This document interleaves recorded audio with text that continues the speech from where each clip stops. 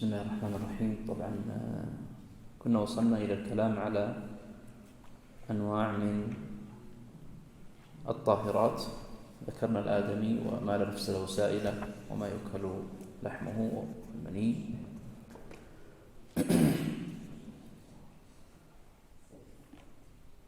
طبعا هنا مسألة متعلقة بمني الآدمي وهي المذي، وحكمه على المذهب المعتمد أنه نجس، وحكي إجماعا، ولذلك ذكرنا سابقا أنهم يوجبون الوضوء من أو يوجبون غسل الذكر والأنثيين منه. وعن الإمام أحمد رحمه الله روايتان في المذي، رواية ترى أو تقول بأنه طاهر، ورواية أخرى تقول بأنه من النجاسات المخففة كبول الغلام فيكفي فيه النظر. واستدلوا على ذلك بحديث سهل بن حنيف وفيه يكفيك أن تأخذ كفا من ماء فتنضح به حيث ترى أنه أصاب منه. قال أحمد رحمه الله أذهب إلى حديث سهل بن حنيف ليس يدفعه شيء، ولكن المعتمد كما ذكرنا أنه نجس، وهو قول الجمهور وحكي الإجماع عليه. نعم يوجب الوضوء. ورطوبة فرج المرأة قال هو مسلك الذكر طاهرة كالعرق والريق والمخاط والبلغم والوزرق وما سال من الفم وقت النوم. هذا الخامس وهو رطوبة فرج المرأة، وبينها بأنها مخرج المني. قال مسلك الذكر يعني مخرج المني والحوض وليست مخرج البول، طاهرة كالعرق، وهذا السادس من الأعيان الطاهرة وهو العرق. والريق أيضا من الطاهرات وهذا السابع، والمخاط والبلغم وهذا السابع يجمعه ما يخرج من فم الآدمي من الطاهرات سوى القيء، ما يخرج من فم الآدمي من الطاهرات سوى القيء سواء كان ريقا أو مخاطا أو بلغما فإنه طاهر. قالوا لحديث أبي هريرة إذا تنخع أحدكم فليتنخع عن يساره أو تحت قدمه، فإن لم يجد فليقل هكذا، فتفل في ثوبه ثم مسح بعضه ببعض، فدل على أنه طاهر.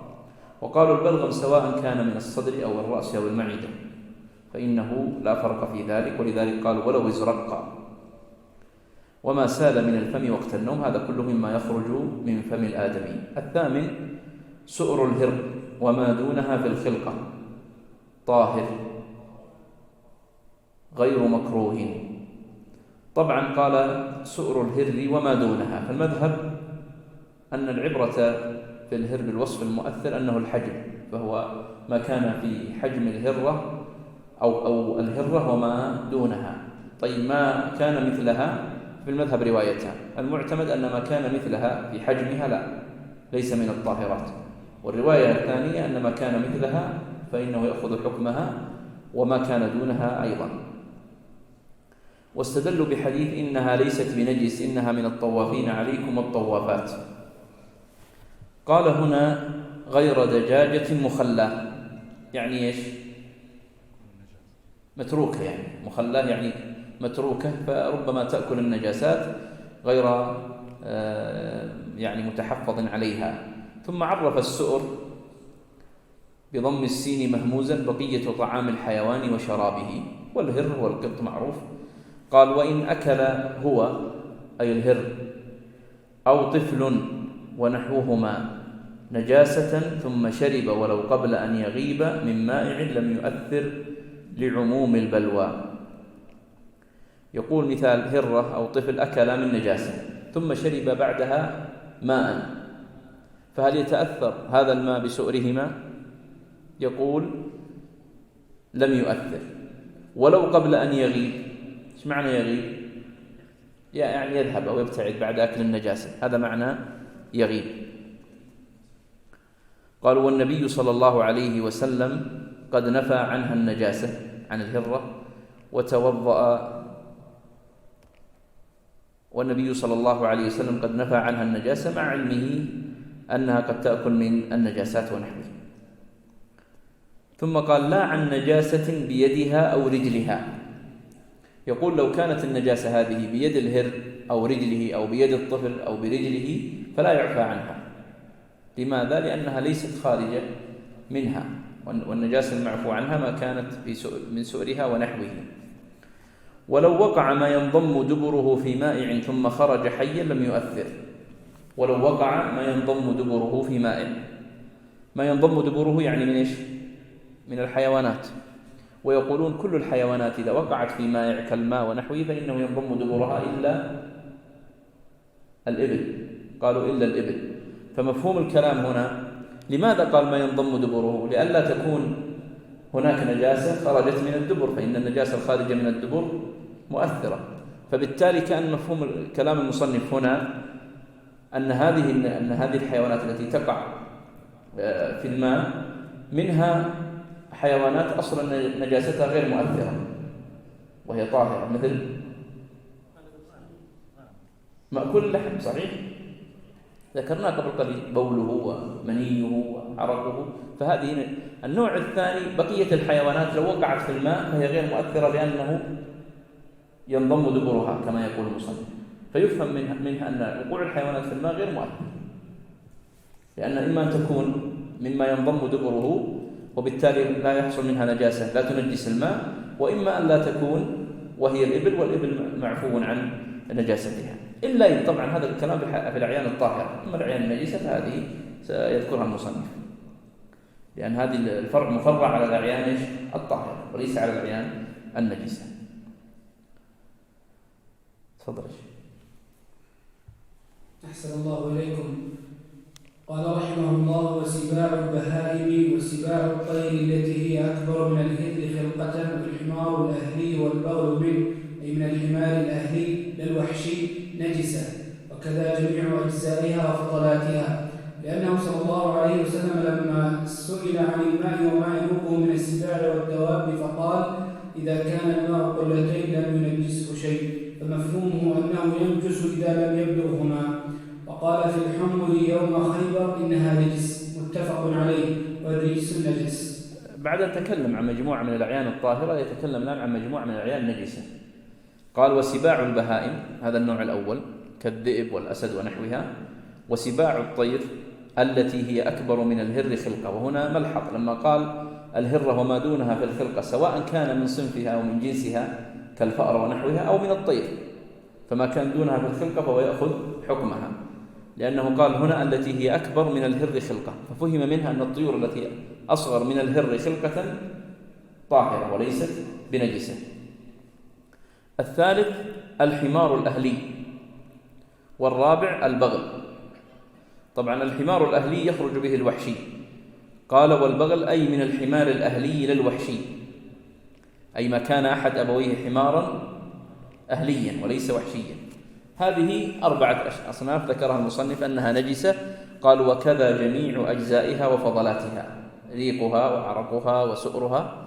واستدل على ذلك بحديثين: الحديث الأول الحديث الذي مر بنا سابقا، حديث القلتين، أن النبي صلى الله عليه وسلم سئل عن الماء وما ينوبه من السباع والدواب، فقال: إذا كان الماء قلتين لم ينجسه شيء. مفهومه أنه ينجس إذا لم يبلغهما، إذا نبته هذه السباع، فمفهومه أن هذه السباع مؤثرة. والثاني أنه قال في الحمر يوم خيبر: إنها رجس، متفق عليه. طبعا هناك رواية أخرى في المذهب في الحمار الأهلي والبغل بأن سؤرها طاهر، واختارها ابن قدامة وابن تيمية وصححها في الإنصاف. قالوا لأن النبي صلى الله عليه وسلم كان يركبهما ويركبان في زمنه، طبعا سؤرها وأيضا بدنها، وفي عصر الصحابة، ولو كان نجسين لبينه النبي صلى الله عليه وسلم. وإذا قلنا بطهارتها فينبني على ذلك طهارة سؤرها. وهنا مسألة متعلقة بالعلة، العلة في طهارة الهرة وما دونها في الخلقة، هل هي الحجم أم هي كونها من الطوافين؟ قالوا الحديث علل بأنها كونها من الطوافين والطوافات، فالحمر والبغال مثلها فتأخذ حكمها. ولكن المذهب يقول لا، العلة كونها يعني حجمها بهذا الحجم وما دونها في الخلقة، وبالتالي هم يقتصرون عليها وعلى ما دونها في الخلقة. هذه اللي ذكرت هي رواية أخرى في المذهب. طيب، قالوا كيف نجيب عن حديث خيبر اللي استدل بها المصنف على اللحم؟ نعم، قالوا يعود على اللحم فقط دون غيره. تفضل. أحسن الله إليكم. قال المصنف رحمه الله تعالى: باب الحيض. أصله السيلان من قول حاض الوادي إذا سال، وهو شرعا دم طبيعة وجبلة يخرج من قعر الرحم في أوقات معلومة خلقه الله لحكمة غذاء الولد وتربيته. طيب، الأحاديث أولا، الأحاديث التي هي أصل في باب الحيض قال الإمام أحمد رحمه الله هي 3 أحاديث: حديث فاطمة بنت أبي حبيش، وأم حبيبة بنت جحش، وحمنة بنت جحش. وبعضهم نقل عنه أنه قال وأم سلمة. فما هي هذه الأحاديث؟ أما حديث فاطمة بنت أبي حبيش فهو ما خرجه الشيخان من حديث عائشة رضي الله عنها أن فاطمة بنت أبي حبيش سألت النبي صلى الله عليه وسلم قالت: إني أستحاض فلا أطهر أفأدع الصلاة؟ فقال: لا، إن ذلك عرق، ولكن دع الصلاة قدر الأيام التي كنت تحيضين فيها ثم اغتسلي وصلي. قالوا هذا فيه رد للمستحاضة إلى العادة. حديث أم حبيبة خرجه الشيخان أيضا من حديث عائشة رضي الله عنها أن النبي صلى الله عليه وسلم قال: امكثي قدر ما كانت تحبسك حيضتك ثم اغتسلي وصلي. وجاء عند الخمسة إلا الترمذي إن هذه ليست بالحيضة ولكن هذا عرق، فإذا أدبرت الحيضة فاغتسلي وصلي، وإذا أقبلت فاتركي لها الصلاة. وعند أبي داود والنسائي إن دم الحيض أسود يعرف، وهذا فيه رد للتمييز، وسيأتي هذه المسائل. حديث حمنة قالت: يا رسول الله، إني استحاض حيضة كبيرة شديدة فما ترى فيها؟ قد منعتني الصلاة والصيام. فقال: أنعت لك الكرسف. قالت: هو أكثر من ذلك. قال: إنما هذا ركضة من ركضات الشيطان، فتحيضي 6 أيام أو 7 في علم الله، ثم اغتسلي حتى إذا رأيت أنك قد طهرت واستنقيت فصلي 24 أو 23 ليلة وصومي. وفي رواية: تلجمي وتحيضي في كل شهر في علم الله 6 أيام أو 7. رواه الخمسة إلا النسائي. وفيه رد لعادة غالب النساء. حديث أم سلمة روت أن امرأة كانت تهراق الدم على عهد رسول الله صلى الله عليه وسلم، فاستفتت لها أم سلمة رسول الله صلى الله عليه وسلم فقال: لتنظر عدد الليالي والأيام التي كانت تحيض من الشهر قبل أن يصيبها الذي أصابها، فلتترك الصلاة قدر ذلك من الشهر، فإذا خلفت ذلك فلتغتسل ثم لتستثفر ثم لتصلي. هذه الأحاديث هي غالبا عليها مدار الكلام في أحكام الحيض. وذكرنا قبل قليل أن العلماء قدموا باب إزالة النجاسة على باب الحيض، لأن إزالة النجاسة يعم الرجال والنساء، وأخروا باب الحيض في الأخير لأنه يختص بالنساء وهو يشمل أمرين: إزالة نجاسة ورفع حدث. والأصل في الحيض الكتاب والسنة والإجماع، فمن الكتاب قول الله جل وعلا: يسألونك عن المحيض، ومن السنة الأحاديث التي ذكرناها قبل قليل وغيرها، والإجماع قائم على ذلك. عرف الحيض قال: أصله السيلان من قولهم حاض الوادي إذا سال، ثم قال شرعا دم طبيعة وجبلة يخرج من قعر الرحم في أوقات معلومة. قال: خلقه الله لحكمة غذاء الولد وتربيته. وهذا أشار إليه العلماء أن هذا الدم يكون فيه غذاء للولد ما دام في بطن أمه، فإذا خرج انقلب هذا إلى لبن يتغذى به هذا الجنين. نعم. قال رحمه الله: لا حيض قبل 9 سنين، فإن رأى الدم لدون ذلك فليس بحيض لأنه لم يثبت الوجود، وبعدها إن صلح فحيض. قال الشافعي: رأيت جدة لها 21 سنة. ولا حيض بعد 50 سنة، لقول عائشة رضي الله عنها: إذا بلغت المرأة 50 سنة خرجت من حد الحيض. ذكره أحمد. ولا فرق بين نساء العرب وغيرهن. ولا حيض مع حمل. قال أحمد: إنما تعرف النساء الحمل بانقطاع الدم، فإن رأى الدم فهو دم فساد، لا تترك له العبادة ولا يمنع زوجها من وطئها، ويستحب أن تغتسل بعد انقطاعه، إلا أن تراه قبل ولادتها ب2 أو 3 مع مرض كنفاس، ولا تنقص به مدته. نعم.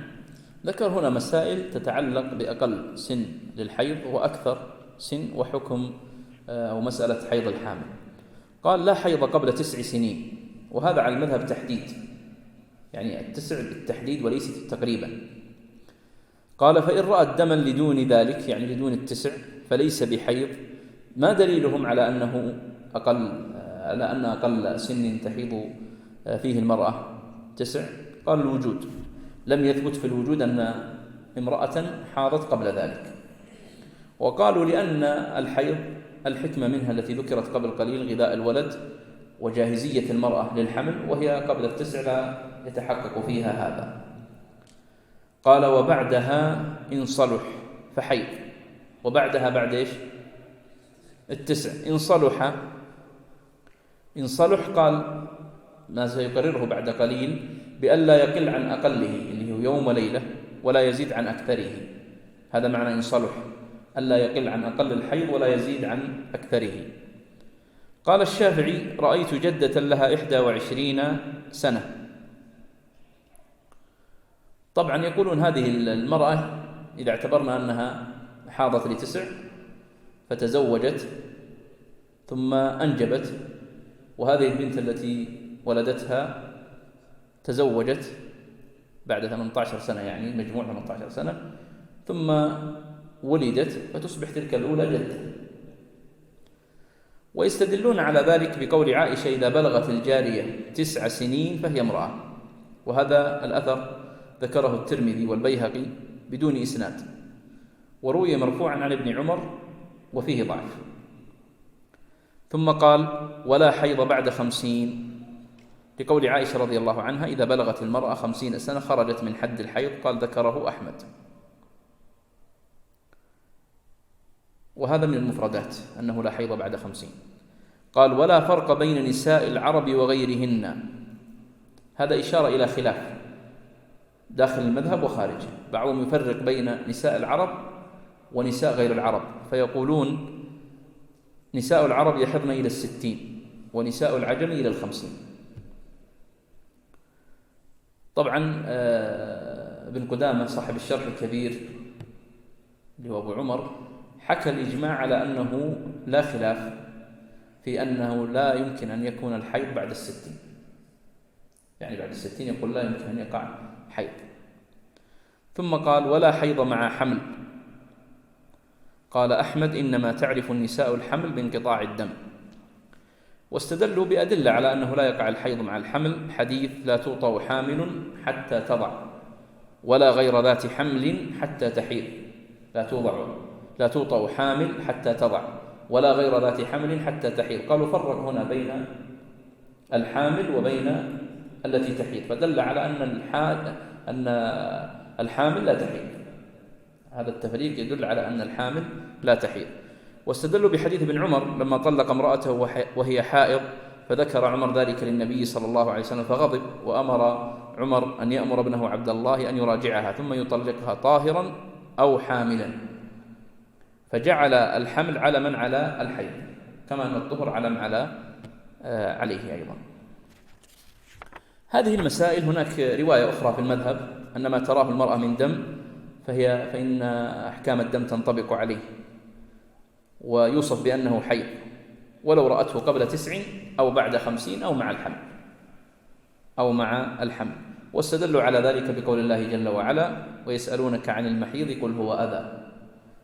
قالوا فإذا وجد الأذى تعلقت الأحكام به، سواء وجد قبل 9 أو بعد 50 أو مع الحمل. واختاره طبعا ابن تيمية واختاره ابن قدامة، وصوبها أيضا صاحب الإنصاف في صورتين، يعني في صورة أنه لا يقع بعد 50 ولا يقع الحيض للحامل، اللي هو تصويب المرداوي رحمه الله. قال فإن رأت دما فهو دم فساد. فإن رأت دما يعني قبل إيش؟ قبل 9 أو بعد 50 أو مع الحمل في الصور الثلاث فهو دم فساد. ماذا يترتب عليه؟ قال يترتب عليه الأحكام التالية: لا تترك له العبادة كالصلاة والصوم والاعتكاف وقراءة القرآن. ثانيا لا يمنع أو لا يمنع، يعني يمكن تكون مبنية المعلوم أو المجهول، لا يمنع زوجها من وطئها أو لا يمنع زوجها اللي هو هذا الدم من وطئها زمن نزول الدم.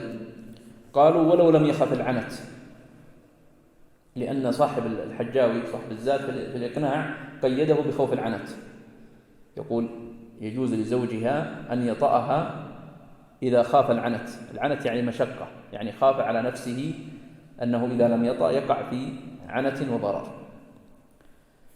قال ثالثا ويستحب أن تغتسل بعد انقطاعه. هذا الحكم الثالث، حكموا باستحباب الاغتسال بعد انقطاع هذا الدم. قال إلا أن تراه قبل ولادتها بيومين أو 3 مع أمارة فنفاس. يقول لو كان هذا الدم الحامل رأته قبل أن تلد بيومين أو ب3 مع وجود أمارة أخرى، علامة أخرى كالمخاض ونحوه، فإنه يحكم بأنه من النفاس، ولكنه لا يحسب من مدة النفاس. قال فنفاس ولا تنقص به مدته، يعني يحكم بأنه نفاس. كم مدة النفاس على المذهب؟ 40. فال3 الأيام هذه أو اليومين ونحوها التي اتصل بها النفاس قالوا لا تحسب، بل إذا وضعت استأنفت 40 منذ وضعها. تفضل. أحسن الله إليكم. قال وأقله أي أقل الحيض يوم وليلة لقول علي رضي الله عنه، وأكثره أي أكثر الحيض 15 يوما بلياليها لقول عطاء رأيت من تحيض 15 يوما.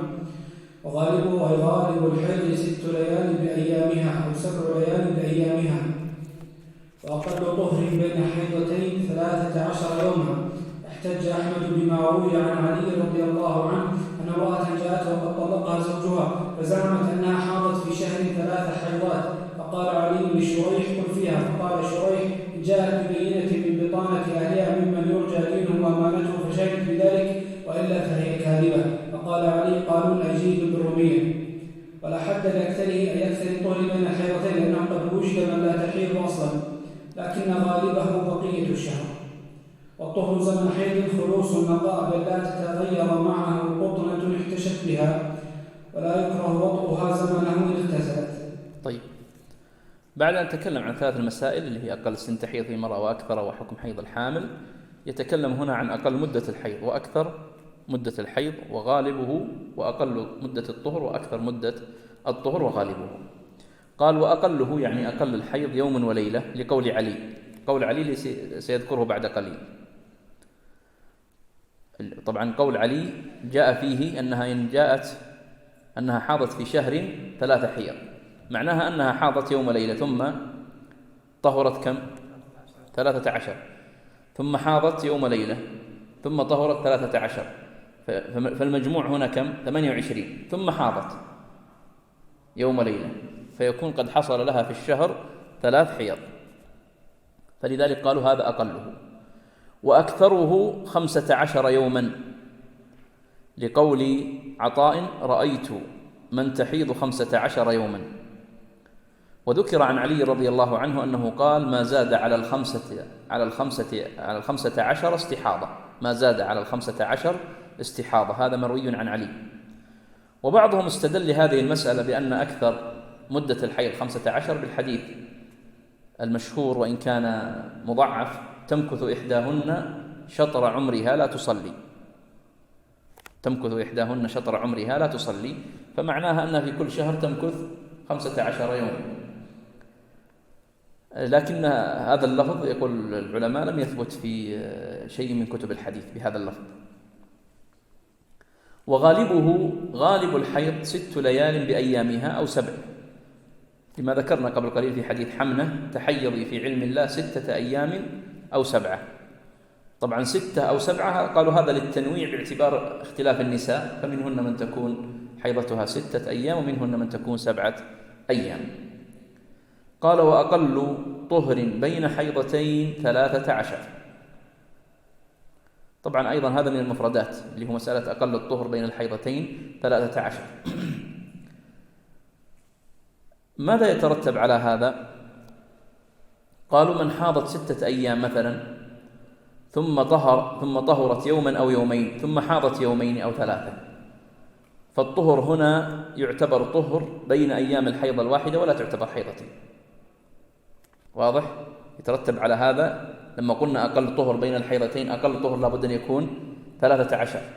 فلو افترضنا أن امرأة حاضت 6 أيام ثم طهرت يومين ثم رجع عليها الدم، فهل نقول بأن هذا الطهر اليومين يعتبر طهر مستقل بمعنى طبعا يترتب عليه حكم في العدة، فالمرأة التي تحيض عدتها 3 حيض، فهل يترتب عليه أن نعتبر الأول حيضة والثانية حيضة؟ قالوا لا، لابد أن يفصل بين الحيضة والحيضة أقل شيء 13 يوما.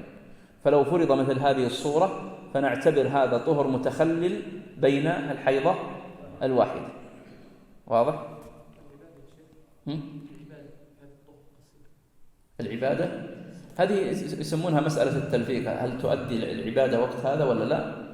سيأتينا إن شاء الله هذه المسألة ستأتي إن شاء الله في مسألة الكلام عن المبتدئة والمستحاضة ونحوها، وفيها خلاف. بعضهم يقول نعم إذا رأت الطهر فإنها تصلي وتصوم ولا تترك شيئا من العبادات، وبعضهم يقول تصلي وتصوم ولكن تقضي، وبعضهم يقول لا تصلي ولا تصوم لأن هذا الطهر متخلل بين، والأقرب الله أعلم أنها تصلي وتصوم ولا تترك ما دامت رأت الطهر، خاصة إذا رأته بحقيقته اللي هو ذكر هنا بعد قليل خلوص النقاء، يعني رأت نقاء ظاهرا. ولا حد لأكثره، يعني أكثر الطهر بين الحيضتين ليس هناك حد له، وهذا بالإجماع. قالوا لأنه قد وجد من النساء من لا تحيض أصلا، لكن غالبه بقية الشهر. غالب الطهر إذا قلنا أن غالب الحيض 6 أو 7، فغالب الطهر بقية الشهر 23 أو 24. قال والطهر زمن حيض، هذا الذي أراد أن يبينه المصنف، خلوص النقاء. والطهر زمن حيض خلوص النقاء. كيف يعرف خلوص النقاء؟ بألا تتغير معه قطنة احتشت بها. لو افترض أن النساء لا يستعملون هذا الحفاضات النسائية، فإذا يعني وضعت مثل هذه الحفاضة ولم يوجد فيها دم فإنها نقاء. ولا يكره وطئها زمنه إن اغتسلت.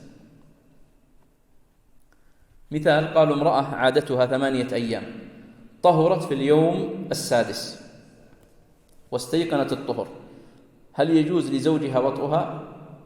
نعم، قال إن اغتسلت. ولا يكره زمنه، يعني مثلا عادة المرأة أن تحيض 6 أو 7، فخلصت في 5 واستيقنت هذا واغتسلت، فإنه يجوز لزوجها وطئها.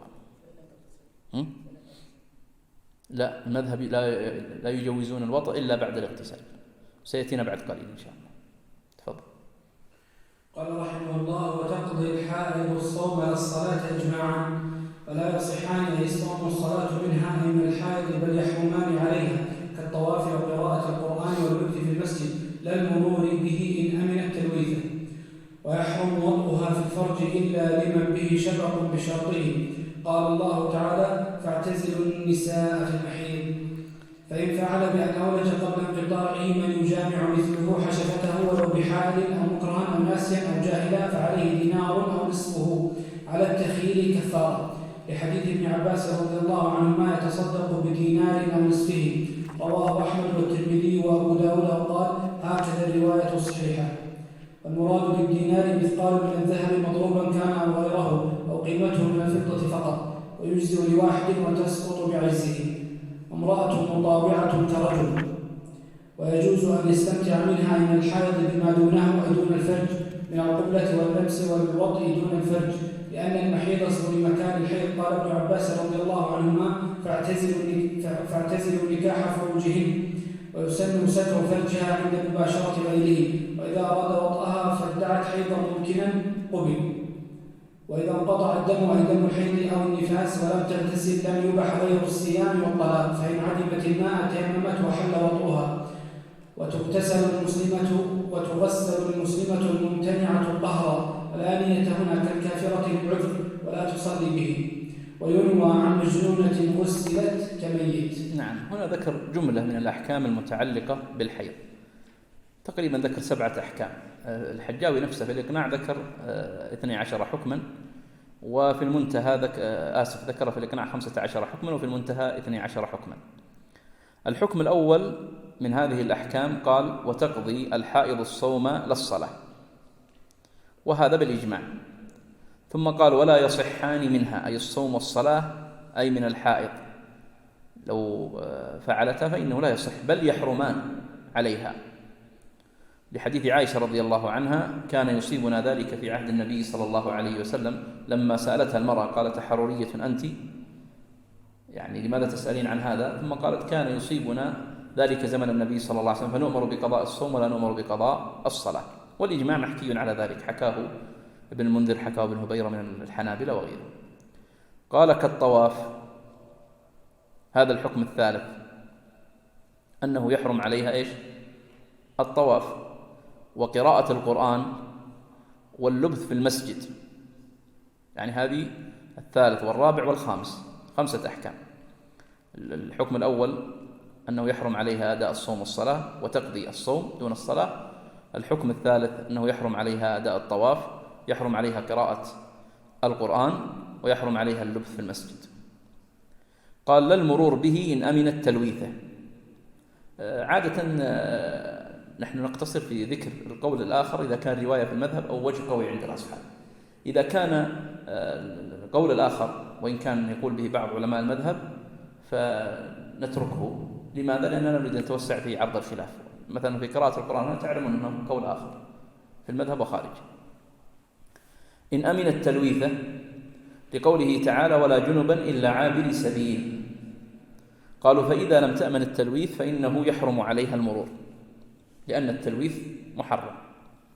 الحكم السادس قال: ويحرم وطئها في الفرج إلا لمن به شبق بشرطه.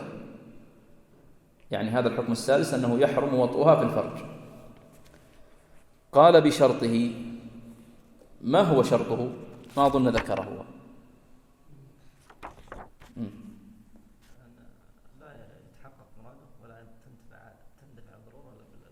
أحسنت، هذا الشرط الأول، ألا تندفع شهوته بدون الوطء في الفرج. ثانيا، أن يخاف الضرر بترك ذلك، والضرر اللي يسمونه أن يخشى تشقق الأنثيين يعني الخصيتين. ثالثا، ألا تكون له مباحة أخرى، يعني ما تكون عنده امرأة أخرى غير حائض أو أمة غير حائض. الشرط الرابع، ألا يقدر على مهر حرة ولا ثمن أمة. هذه 4 شروط وهي مذكورة في الشروح الموسعة. ألا تندفع شهوته بدون الوطء في الفرج. والشرط الثاني أن يخاف الضرر بترك الوطء. والشرط الثالث ألا تكون له مباحة غير هذه المرأة. والشرط الرابع ألا يقدر على مهر حرة ولا ثمن أمة، بأن يتزوج الحرة أو يتسرى بالأمة. فهنا هذا معنى قول المصنف بشرطه. قال الله جل وعلا: فاعتزلوا النساء في المحيض. هذا الدليل الذي ذكره المصنف. هناك دليل آخر، حديث النبي صلى الله عليه وسلم: اصنعوا كل شيء إلا النكاح. والنكاح المقصود به الوطء في الفرج. والإجماع أيضا قائم على تحريم وطء المرأة في فرجها حال حيضها. فإن فعل، قال: بأن أولج قبل انقطاعه، قطاع الدم، من يجامع مثله وهو ابن 10 حشفته ولو بحائل أو مكرها أو ناسيا أو جاهلا فعليه دينار أو نصفه. طبعا هنا أوجبوا الكفارة بجماع الحائض بشروط. الشرط الأول أن يكون الوطء في الفرج، أن يكون الوطء في الفرج لا دونه. الثاني أن يولج الحشفة أو قدرها. الثالث أن يكون ذلك قبل انقطاع الدم. الرابع أن يكون الزوج ممن يجامع مثله. ولم يشترطوا هنا، قال: ولو بحائل، فلا يشترط عدم الحائل، مع أنهم في الغسل قالوا: من أولج حشفته بحائل فإنه لا يجب عليه الغسل. وهنا قالوا: من أولج حشفته ولو بحائل زمن حيض المرأة فإنه يجب عليه الكفارة. ما الفرق؟ الفروق مهمة، فيها كتاب يعني حققها الشيخ عمر الصبير رحمه الله، اسمه الفروق أظن، إيضاح الدلائل. أحسنت، إيضاح الدلائل في الفرق بين المسائل، للزريراني أظن ضبطها هكذا. ها وش الفرق؟ أيوة، قالوا هنا العبرة بوجود الحيض فهو موجود. وفي الغسل لابد من التقاء الختانين، فإذا حال دون التقاء الختانين حائل لم يتحقق المقصود، واضح؟ لكن هنا ما دام الحيض موجود فهو محرم لوجود الحيض، فنغض الطرف سواء جامع بحائل أو بدون حائل. هذا الفرق الذي ذكره. ولذلك هنا لم يشترط الحائل ولم يشترط القصد، قال أو مكرها أو ناسيا أو جاهلا. طبعا مكرها معلوم وناسيا معلوم. جاهلا قالوا جاهل إما جاهل بالحكم أو بحال المرأة، فلا يضر هذا، سواء كان جاهل بالحكم بمعنى أنه لا يدري أن جماعه للمرأة حال حيضها محرم، أو جاهل بحال المرأة بمعنى أنه لا يدري أنها حائض. تفضل. هل ممكن نقول أنه لو جامع بحائل ما يجب عليه الغسل وتجب عليه الكفارة؟ أي على المذهب نعم، على المذهب أحسنت. عليه دينار أو نصفه وجوبا ولا استحبابا ولا وجوبا على التخيير. قالوا نحن الآن خيرناه بين هذا وبين هذا، وقالوا لا إشكال لأن هذا له نظيره في الكفارات. التخيير في الكفارات وارد، فإطعام 10 مساكين من أوسط ما تطعمون أهلكم أو كسوتهم أو تحرير رقبة. قال رواه أحمد والترمذي وأبو داود وقال هكذا الرواية الصحيحة. ثم قال والمراد بالدينار مثقال من الذهب مضروبا كان أو غيره أو قيمته من الفضة فقط. مضروبا كان أو غيره لأن بعض الفقهاء يشترط أن الدينار لابد أن يكون مضروبا يعني مصوغا، أو قيمته من الفضة فقط. فمفهوم كلامه هنا أنه لا يجزي إخراج القيمة من الذهب، لأنه قال أو قيمته من الفضة فقط، فأما قيمته من الذهب فلا، لابد أن يكون دينارا من الذهب. ودينار الذهب كم يساوي بالجرام؟ 4.25. والجرام اليوم بكم؟ 200. فيصير مثلا لو افترضنا أنه ب200 يصير عندنا الدينار كم؟ 850 ونصفه 425. طبعا هناك رواية أخرى في المذهب أنه لا كفارة في ذلك، لا كفارة في وطء الحائض حال حيضها، ويلزمه التوبة والاستغفار، وهو قول أكثر العلماء ومرجح عندنا من كثير من فقهاء المذهب كالموفق والمرداوي وغيرهم وابن تيمية. قالوا لعدم صحة الدليل ولأن الأصل براءة الذمة. قالوا والإمام أحمد رحمه الله قد ورد عنه في هذا الأثر اللي هو أثر ابن عباس رد له، يعني ورد عن الإمام أحمد قبول ورد. فقال فسئل عنه فقال هو من رواية عبد الحميد بن عبد الرحمن بن زيد بن عمر بن الخطاب، يعني فضعف هذا الراوي. وجاء الإمام أحمد في موضع آخر فاحتج به، فذهب طبعا المعتمد في المذهب أن الكفارة واجبة وهذا مقدارها، لكن هذه الرواية الأخرى. قال ويجزئ لواحد وتسقط بعجزه. ويجزئ لواحد يعني هذه الكفارة يجزئ أن تدفع لواحد، لأن المأمور بإخراجه من الزكوات والكفارات على 3 أقسام: أن يحدد المقدار المخرج والمدفوع له، يحدد المقدار ويحدد من يدفع له. قالوا كفدية الأذى 3 آصع تدفع إلى كم؟ 6 مساكين. النوع الثاني يحدد المقدار المخرج دون المدفوع له، قالوا كما في صدقة الفطر وكما في هذه الكفارة ونحوها، المقدار مثلا دينار أو نصفه ولم يحدد من يدفع له، فيجوز أن يدفع لواحد ويجوز أن يدفع إلى أكثر من واحد.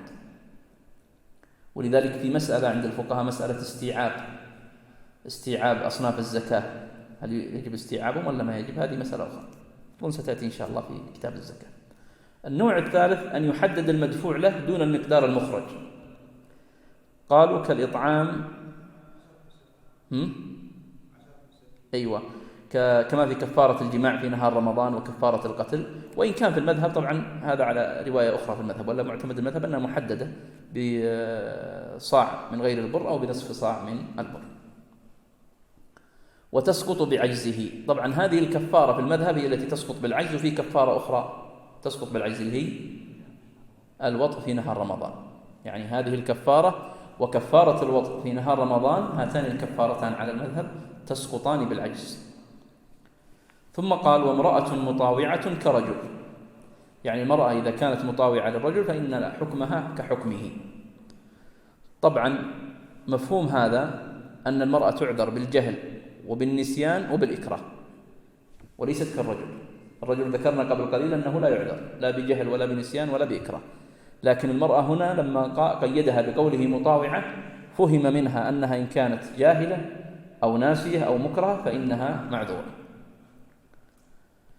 قال ويجوز أن يستمتع منها أي من الحائض بما دونه أي دون الفرج، من القبلة واللمس والوطء دون الفرج. ثم استدل على ذلك بالآية فاعتزلوا النساء في المحيض. قالوا والمحيض معناه مكان الحيض، مكان الحيض وهو الفرج. طبعا الاستمتاع بالحائض ذكروا له 3 صور: أن يستمتع بالفرج وهذا محرم، الثاني أن يستمتع بما فوق السرة وما دون الركبة فهذا جائز بالإجماع، وذاك جائز محرم بالإجماع. الصورة الثالثة لموضع الخلاف، أن يستمتع بما بين السرة والركبة، فالمذهب أنه يجوز، واستدلوا على ذلك بالدليل ذكرت لكم قول الله جل وعلا فاعتزلوا النساء في المحيض. قالوا المحيض هنا معناه مكان الحيض. وابن قدامة رحمه الله في المغني ذكر أن هذا هو الأصوب في تفسير المحيض، أنه مكان الحيض. قال ولو كان أمرا باعتزال النساء مدة الحيض لكان أمرا باعتزال المرأة كلها، وهذا لا يقول به أحد من الفقهاء. أن تعتزل المرأة كلها مدة الحيض هذا ما يقول به أحد من الفقهاء. قالوا ولأن سبب نزول الآية ما كان يفعله اليهود أنهم كانوا يعتزلون النساء حال حيضهم، فجاء الأمر بمخالفتهم، فيكون المعنى أن قوله عز وجل فاعتزلوا النساء في المحيض يعني مكان الحيض. واستدل على ذلك بتفسير ابن عباس وهو رحمه الله من هو في التفسير يعني والدراية به، قال فاعتزلوا نكاح فروجهم، فدل على أن ما دونهن جائز. قال ويسن ستر فرجها عند مباشرة غيره.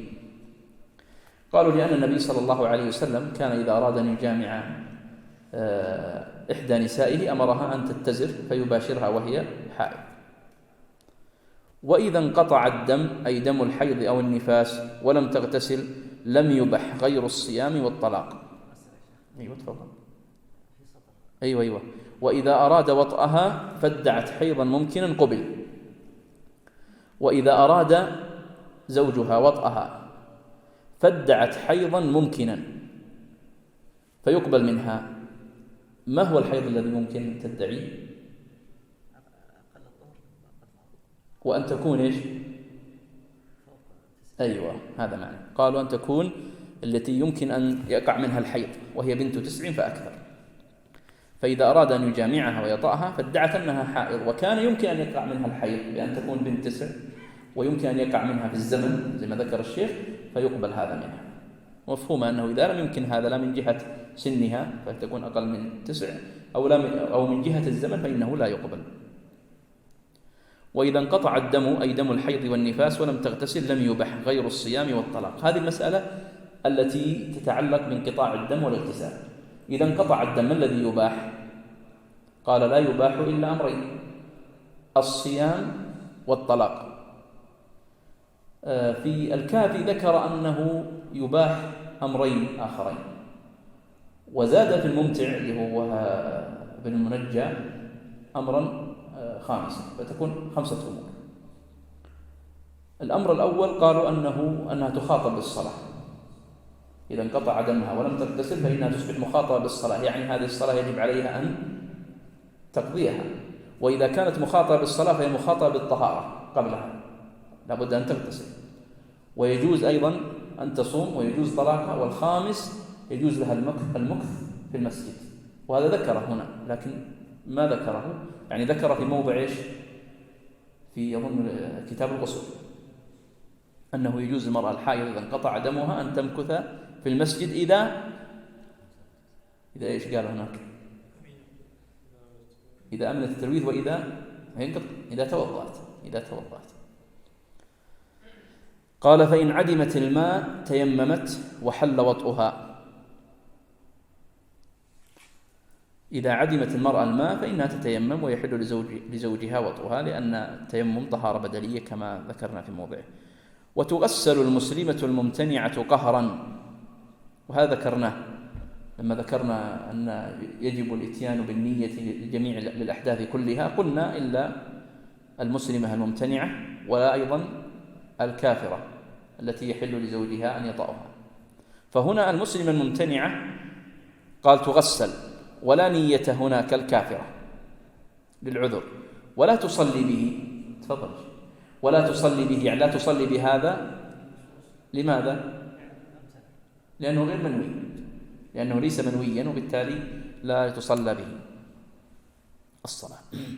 وينوى عن مجنونة غسلت كميت. يقول وكذلك حكم المجنونة، فإنه ينوى عنها كالميت. الميت إذا غسل فإنه لا نية له، وكذلك المجنونة لا نية لها، فلذلك ينوى عنها. نقف على هذا المقدار لأن المسائل القادمة متعلقة ومترابطة، والله أعلم، وصلى الله على محمد.